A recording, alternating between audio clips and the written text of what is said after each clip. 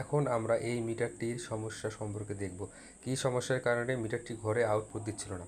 তো প্রথমে আমরা এই মিটারটির ব্যালেন্স চেক করব। ব্যালেন্স চেক করতে হলে 2-এ চাপ দিলে সি আসবে, পরে 501 এন্টার প্রেস করে দেখেন 106 টাকা 47 পয়সা আছে, তারপরেও ঘরে আউটপুট যাচ্ছে না।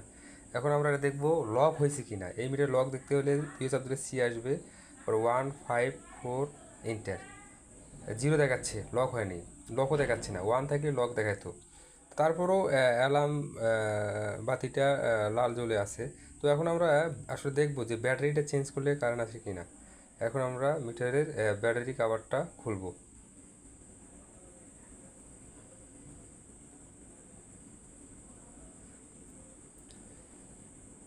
কভারটা খুললে একটা ব্যাটারি থাকবে, সেই ব্যাটারিটা আমরা চেঞ্জ করে দেখব। এই মিটারের কভারটা খোলার সময় কিন্তু মিটারটি টেম্পার হয়ে গেছে, অফিস থেকে আগেই টেম্পার নিয়ে আসা হয়েছে। তো এখন আমরা ব্যাটারিটা সুন্দরভাবে চেঞ্জ করব।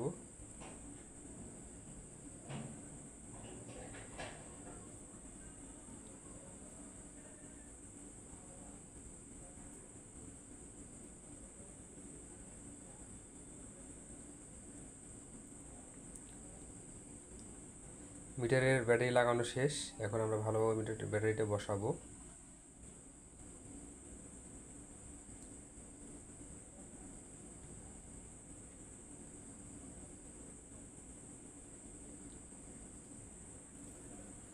বসার পর এখন আমরা ব্যাটারি কভারটা ভালোভাবে লাগাবো।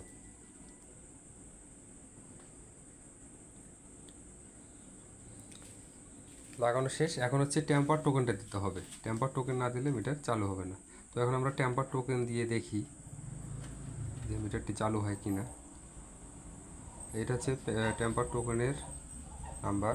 এই 20টা নাম্বার তুলে টাকা যেভাবে তুলতে হয় ওইভাবে আমরা এই নাম্বার 20টি তুলব।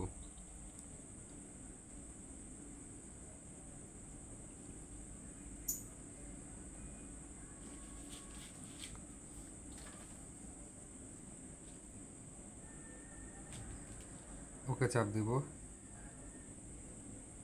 দেখেন এই যে অ্যালার্ম যে লাল বাতি জ্বলেছিল সেটা এখন কিন্তু চেঞ্জ হয়ে গেছে।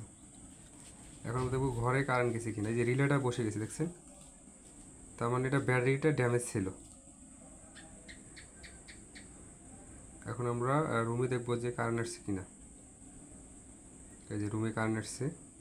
তো এই মিটারটার সমস্যা ছিল ব্যাটারির সমস্যা।